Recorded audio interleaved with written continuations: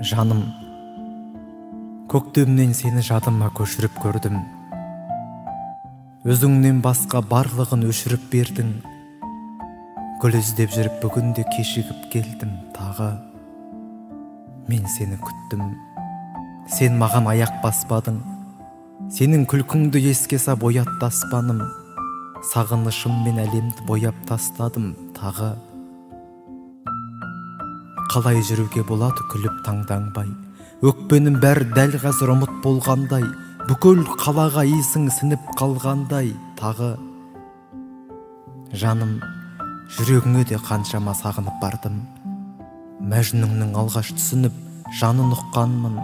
Мен солай қатты сенімен ауырып қалдым тағы.